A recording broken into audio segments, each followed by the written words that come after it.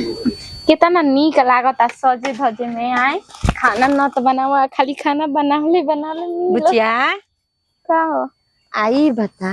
कहबे के माई कहतिया अभी पाहुन से बतियौला हमें उनका बहन के और संध्या बाई उनका परीक्षा न चलता है तो का करी तोरा खाना नहीं बनावे के हमारा से ना बनी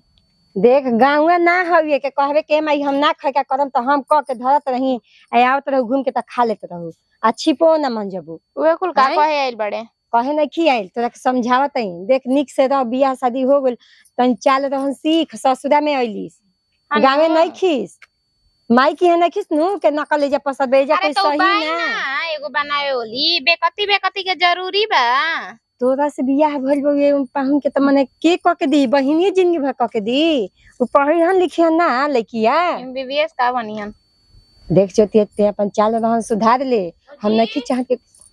बुचिया आइले लो चाय ला अभी खाने लेके आओ तो इहे बेरा चाय के खाए वाला बेरा पे चाय दे ताड़ू चाय वाला बेरा पे खाना दे ताड़ू देरी से तनी उठनी नींद लग रहे बतियावत का बाबू कोनो ले ऐसे कहां कहा तोर भौजी तो कैसे कहीं अब हिरिया बैठे में लाज लागता औरी असाइन करे लिए ऐसा ही यही रहनी है जाय द लइका न भाई ते अपने गांव में कैसे करत रही सो सही वो लइके करतई जाय द चुप रह जाते कपड़ावा खींच दियो कला पे रखल बा देख ओ सनुबाई नु के हाथ में बतियो बलस तो के चाय बना के ले के देतई जन ले आ तो ई संग घर बा के तोर गुजारा होता सुन ले जो ते तोरा के कहतई कान खोल के पाहुन सन बाउन के हमहु सिखावत जन बतिया हम मान गइला हवन ते तनी चल रह सुधार आ तनी नई के रह ससुरा होगे तो का करी ससुरा ह तो अरे माई त आइल बाबे हिजुक ससुरा में तो असही करबे कि निक से रहबे चुप रहो मैं निक से बानी ठीक है नो ते ना मनबे हमें बात हमें बात ना आईम देख हमार बात ना मनबे त आज के बाद हम तोरा से ना बतियाईम आ ना तोरा घरे दुआरे आईम हम ई बात पाहुनो से कह के जाईम ऐसे काहे कहतवे काहे ना कहीं जब माई बाबू के ना बात मनबे पाहुन जी कहम जौन बात ना मनबे देखत ही बहन हमर बहन चाय ला के देती है चाय बन कम से कम तो रहुआ आई बनी तो देख लेनी ना माने चूल्हा में लकड़ी लगावे के चाहिए तो ओठ पे लिपस्टिक लगावत तड़ी हां ये कहावाई पे लागल बिया प्यार से नहीं की कह सको प्यार से तो हम रोज कहतनी एमे माई बाबू के बोलैले के का जरूरत रहे माईए के ना अब कोटो को चहरी बोलाईम हम ना पाहुन ऐसन सब नइखे करे के जन्नी हमनी के मिल व्यवहार के रहे के बा अपन परिवार बा इनके बताई तो ई कतना माने नाजायज करत तड़ी ना सिखा देनी आज के बाद ना करी केहू के कतनो छूट दे द त एकर मतलब का हो सुन ली पाहुन हम कह के जातई रउआ सुनतई आ इहो सुनतई जब हमार कहली ना करियन त आज के बाद फोन ना आई जाई ना मरियन चाहे जीहन इनका की हमरा नइखे आए के ठीक नु जब हमरा कहलम ना रहियन ना रउआ कहलम ना रहियन रउआ जौन कहम जौन इनका करे के बा अब रउआ एकर जीवन भाई ठीक बा जी अब ऐसन गलती ना करम कोर्ट कचहरी के बाद काहे बतिया काहे ना कोर्ट कचहरी के बात करम मान ला हम बियाह कइले बनी रोज एथी कला खाती हैं अब ना होई कल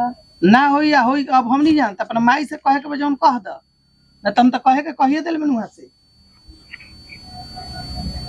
ना करम रे अब ऐसे हां त ठीक से रही ह नैहर में जवन भइल भौजाई पे अपन जवन आदमी एथी कइलन सुख सवारत रहे वो अलग बात बा ससुरा आ गेल बाड़ू हैं बियाह शादी हो गेल लइके लगले लइके फैका हो जाई तो कहिए ज्ञान बुद्धि आई एक बात के अब देख पाहुन जी कितना समझावतनी हैं ओके गलती कहतनी बन के देखो जे गलती करला नु ओकरा के गलती ना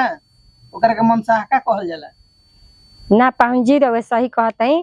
एकरे में गलती बा हमरा के ना कहम गलती एकरा में बोली सोचला कि तार बाबूजी काहे नहीं लन यही बात के चलते नहीं खियावत हम घर जन त बोली हतना हमरा के तोर भैया के ते गोला है से निमन कइला है से इज्जत बनौला है ई सब ठोक मत पाहुन जी कुल जानतई बापू माई के इज्जत रखल जाला आ समझल जाला जानलू नु परिवार हो गेल बड़ परिवार ऐसन रह परिवार लेके चल सुन ले नु निमन से रही है